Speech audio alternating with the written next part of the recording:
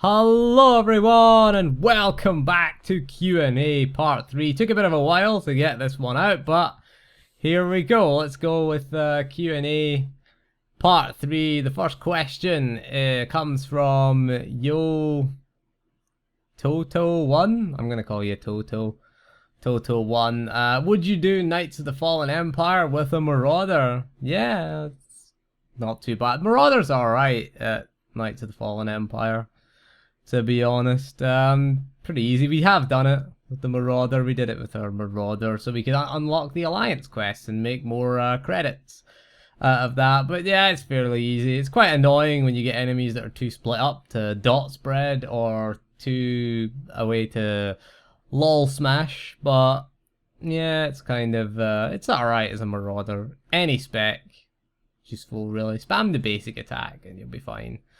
We've got the next question from Dan27.12. Or maybe it's 2712. I don't know. I don't know. What is it? Is it 27.12 or 2712? Let's see. Do you think Sentinels will rule the galaxy and then all die in a glorious battle between every other class and then the survivors getting drunk on Prosecco or that cheap wine you mentioned? They already rule the galaxy, don't they? They are the most played class in the game at the moment, so yeah, they already rule the galaxy. They can't do Soa though. They can't rule. They can't kill Soa as 8 Sentinels. They can't do Nerfa either. So there's certain things they can't do. You know, they might win a battle between every other class. Sages will win that battle, even though they've been nerfed. I think the Sages will win that one. So. No, if you saw my 8 Sentinel Scum and Villainy run and you saw us all jumping into the Sarlacc pit, that's what will end up with the Sentinels. They will all be dead in a Sarlacc pit. We decided just to go and everybody would mad dash into the Sarlacc pit. Because why not? We're Sentinels. We like death. You know, we're dying. We like dying. It's part of our class, really, is getting killed horribly. And then everyone laughing at us. That's part of the appeal of the Sentinel. You take that risk. Bring repair money if you're a Sentinel. Next question we've got is from CJam7. That's a nice name, actually. Do you think the subscriber momentum of 4.0 is still going on? Okay, that's a good part. If not, what do you think will happen when Season 2 starts? Or this was the last one. Do you think it's worthy of Bioware to keep servers alive with low population? Now, you should point out that the subscriber, or at least maybe not the subscriber momentum, but certainly the revenue that SWTOR is making, the grossing that it's making. SWTOR is now the 3rd highest grossing pay-to-play MMO. Okay, I will put a link in the description to the website that shows you this. It's a website that tracks digital sales. Okay, it tracks things like console sales, free-to-play transactions, etc., etc. SWTOR is number 3. Number 1, no surprise, World of Warcraft. Okay, that's not a surprise. Number 2 is Lineage. This data comes from April 2016, so it's fairly recent. You know, it's only 2 months ago. The data from February had us 4th. So from February to April, we've gone from 4th to 3rd. Okay, 2nd was Lineage, which is big in the East. Okay, Asia is huge for an MMO market. And SWTOR isn't that big in Asia, but it's still doing pretty well. WoW is big all over the world, really. That's why it's number 1. We are 3rd. SWTOR is the 3rd highest, and the 4th highest is Terra, which was 3rd. Blade and Soul is 5th, if you want to know.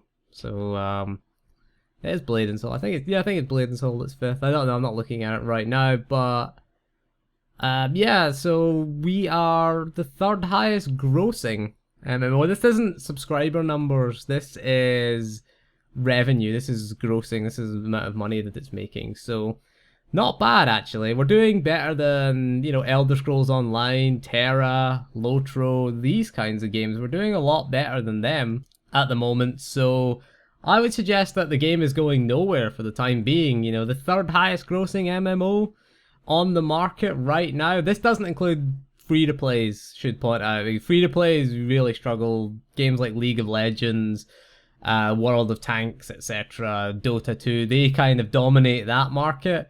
But we're the third highest grossing in terms of revenue. We're still classed as a pay-to-play MMO, which is weird. I mean, Terra's still there. Terra's a free-to-play as well, and so is Blade and Soul. Is it Blade and Soul? I don't remember what it was. I never really played that, so I can't remember what it is now. So yeah, I mean, a couple of free-to-plays in there. I don't know, Lineage, is that a free-to-play game? I've never played it, to be honest. I know it's big in Korea. So, you know, a lot of people playing that. WoW, big all over the world. It's not a free-to-play. It's a pay-to-play. Technically, you could argue it's a pay-to-play or a free-to-play. If you have enough gold, you can play for free in WoW. You can just buy WoW tokens, which gets you 30 days of game time for gold. But we'll move on to the next question. This is Acey Ace. I'm going to call you Ace Rimmer.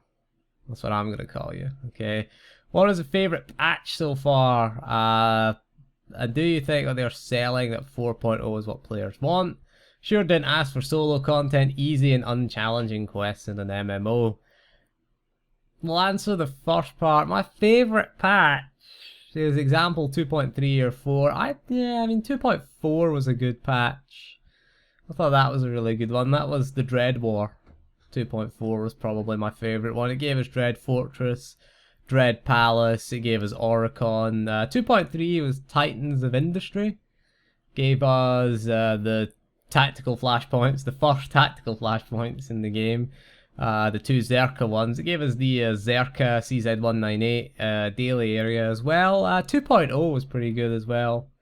You got McKeb, you got Scum and Villainy was added. TFB was just raised the level cap in.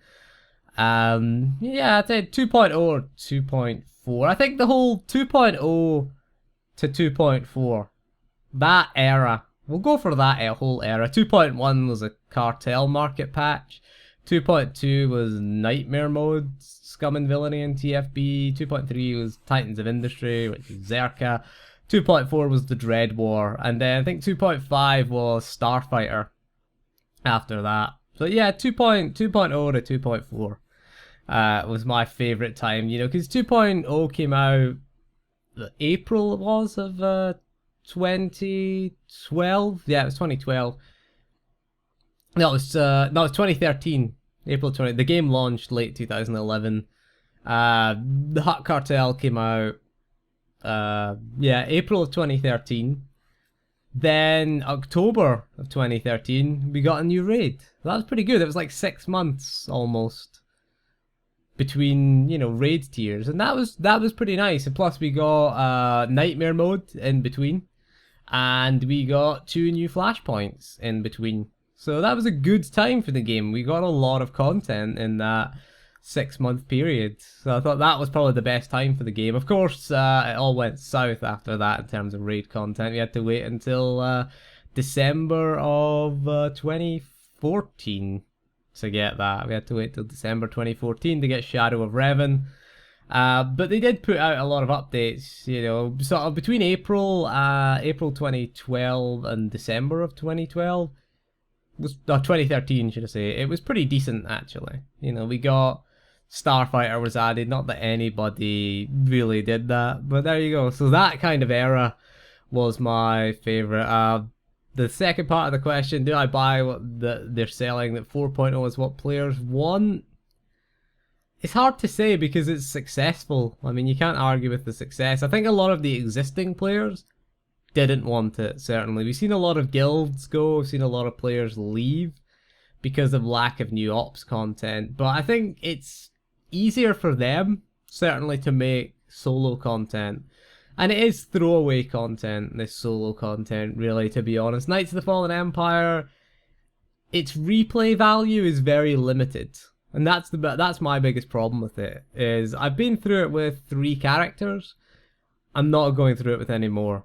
Like, I've seen all there is to see. I'm even only doing, I'm down to 1 character that's up to that's done chapter 13. I've not done chapter 14 yet. But that is, yeah, that's kind of the thing. I'm just focusing on 1 character. We'll do chapter 15 and chapter 16 with my Vanguard, and that's it.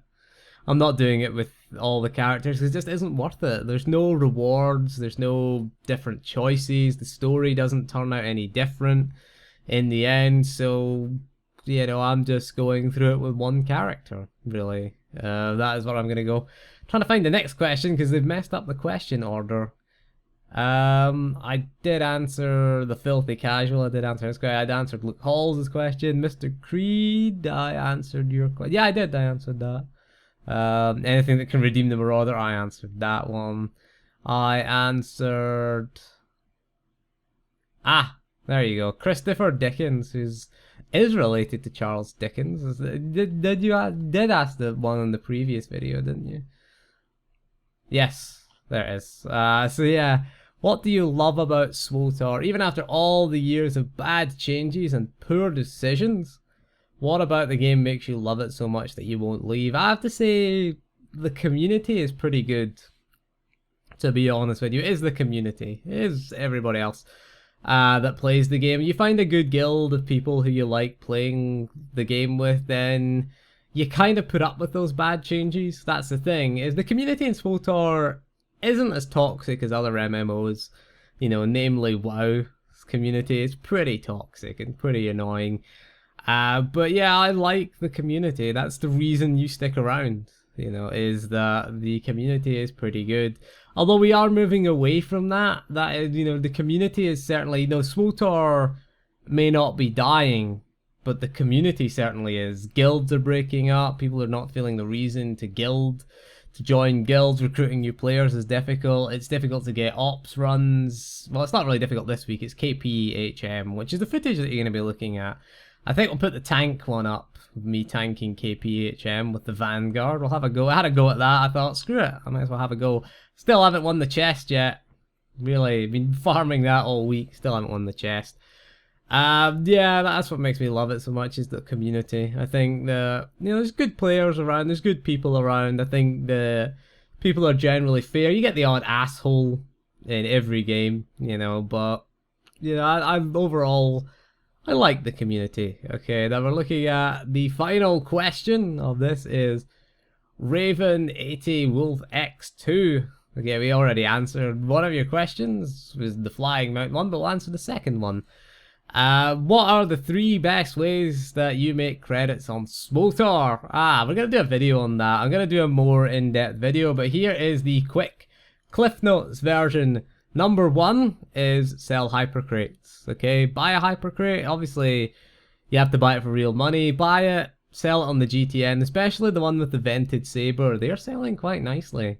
You know, people are buying a chance to get that vented saber. The vented lightsaber is about 60 odd million on the Red Eclipse right now. I don't want to buy it. I'll just buy cartel packs and sell them. You're going to have to sell at least 3 hyper crates to be able to afford that, because it's about 20 million a crate right now. So buy 3 of them and you can buy yourself a vented lightsaber. Obviously it's expensive. Number 2 is to do heroics in a group.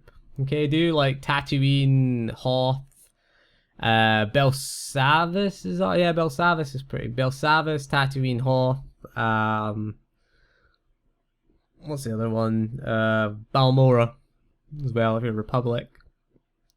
Don't know about Empire, to be honest. Jim Tatooine's the same. Tatooine and Hoth will be the same, Empire or Republic, because, you know, they're pretty much the similar type quests. Empire or Republic. So yeah, get a group of 4 people together and go do heroics. It's the best way to make credits. It's a good way to make credits. You get massive amounts of credit drops and do all the bonus quests as well. It's fairly quick. Takes about maybe 10-15 minutes. Third method is keep farming EV and KPHM. Okay. The reason why you're going to do this is for the dark matter catalysts. Okay, they're the things to go for. They sell for between 500,000 and 700,000 credits. So even if you don't need gear for EVHM, go and do it, especially when it's the op of the week. Okay, you're virtually guaranteed dark matter catalysts. If you don't need on any of the gear, you can just take the dark matter catalysts at the end, because there's 10 pieces of gear and there's 8 people. So, you know, everyone's going to get a piece of gear, and you can just pick, if you get your free choice, just pick the DMC, and it's 5 to 700k. I'm doing KPHM right now because it's the op of the week, and you know, I've done about 5 runs of KPHM and I've got 4 dark matter catalysts, so that's at the worst 2 million credits. What you do is just wait a week until EV or KP isn't the op of the week, and then sell them because the prices tend to drop. But at worst case scenario, 500,000 credits for DMC. Best case scenario, about 700. They usually sit between 5 and 700 on the red eclipse, 5 and 700,000. So it's easy money. You know, there's 4 of them. There's 2 million from 4 runs there. That's nice, easy money. That's how I do it anyway. So anyway, that is all for this video. I think we'll do another Q&A session. We might do one per month. We'll do another Q&A announcement video, but I enjoyed doing these videos. So anyway, that is all for this video. So thank you for joining me, and we'll see you again soon, and goodbye.